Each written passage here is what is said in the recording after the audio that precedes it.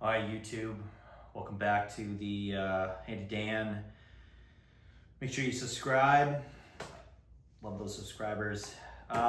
So right now we just finished up our coats of polyurethane.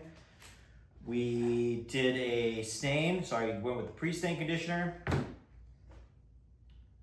followed by the golden pecan stain, followed by about 5 or 6 coats of this water-based polyurethane. It takes quite a few more coats of the water-based polyurethane to get a good finish as opposed to the oil-based. Oil-based you can usually get rid of about 3 coats, but honestly I much prefer the water-based, even though you're doing more coats, just because the cleanup for your brushes is so easy, and it's a pretty good finish at the end of the day, especially for drawers and shelves, that sort of thing. If you're doing like the top of a table that's going to see some frequent use and is a little more out in the open, definitely the oil base is the way to go. But yeah, again, this is kind of a pain to work with, so in my opinion. So because we finished these separately, what do we got to do? We got to pound this, pound's the wrong word, the bottom of the door into place. I've kind of wiggled it in there. I've trimmed the sides so they're all should be just perfect. But I've just got my rubber mallet here. I'm just gonna start giving this a little tap here and get that worked down in the groove. I probably should have cut this groove. I should have done a few more passes with my router through this groove. I realize that now, but it's a little tighter than I'd ideally like, but it's still gonna work. I'm just gonna be nice and gentle with my mallet, working back and forth, edge to edge. The reason why, this is not a huge deal, but if I ever, for whatever reason, if I ever wanted to take the bottom of this drawer out, it'd be probably pretty difficult to get it out because it's a little too tight. And I didn't test fit this like I normally would because I was afraid if I put it in there, I would never get it back out. So let's hope that everything is actually cut to size, perfectly to size here. And I think it is. It's going in pretty good. One thing to do before we do this though, make sure, I just use this blade here, this little razor blade. I just went through the grooves to make sure there was no like glue or polyurethane bumps that would interfere with the track, right? Because you basically got this track, you want your door bottom to run down. You don't want anything to interfere. Make sure it's nice and clear. And then you chisel it out if you find anything. So you use your little chisel to get it out of there. Alright, we're almost there. Moment of truth. Let's hope it goes right into the little slot down there. It's looking like it's I think I need a press. It's a little bit of a warp. I'm just going to press it in the middle here so it can slide down in there. Did it go in? Not yet. Getting close. I think it's... Oh yeah, there we go. In the groove. We're in the groove.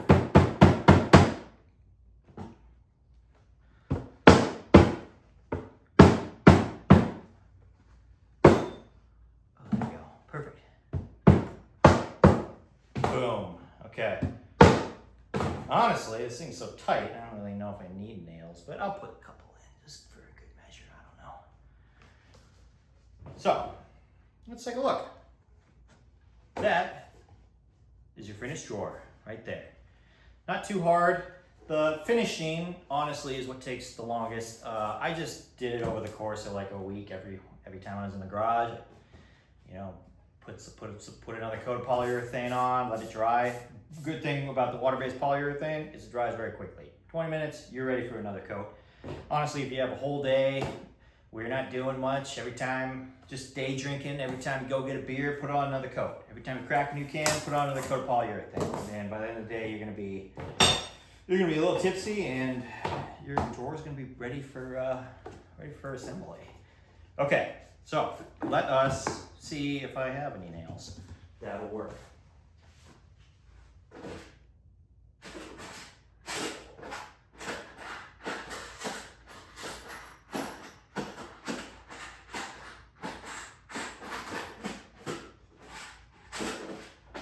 guess I do.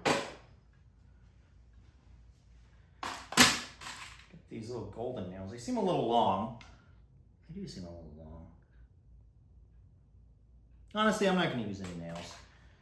I don't know if I have any good ones to use. I should get some shorter ones for this exact purpose, but I think I used these last time I made this drawer, but there's probably nothing wrong with using them. I'm just a little worried about the depth and cracking, the plywood, a lot of things. So I'm just gonna leave it alone because it's nice and snug as is. Okay, what do we got next? Next thing is, well, we're gonna put our bracket on, right? Oh, I know what we gotta do.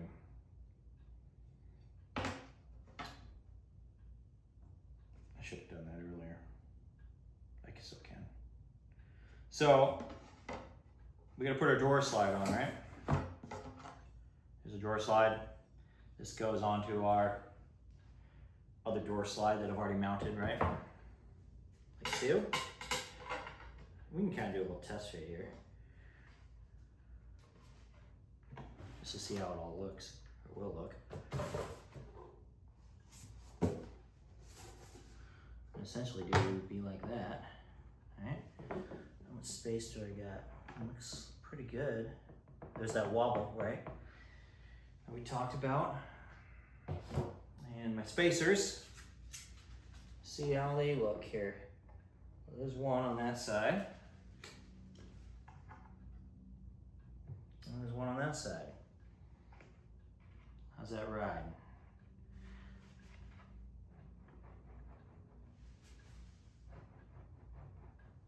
Well, that looks pretty good. I'm happy with it, I think. Yeah. Might be a little more snug than I ideally like, but I think that's gonna be fine. So good. Okay, so I know that looks okay, but the slide, there's only 2 places to screw it in. One spot's in the back, right? And one spot's in the front. And this drawer here is maximally made for this slide. I could not make this slide any deeper than what it actually is here, because the last hole on the slide here is directly in the center of the piece of plywood the back piece of plywood back here. And I can't. If I made it any deeper, I wouldn't have. I'm out of metal, basically, right?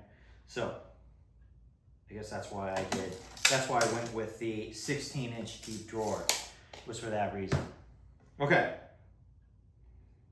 So let's cut this notch, and that way we can put on our drawer slide.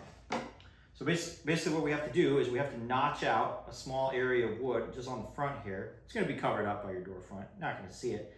But I need this to be flush with the bottom of the door here. So I got to cut a little notch right here. And I can actually maybe use the chisel and a handsaw to do that. So let's do that and we'll get back to you.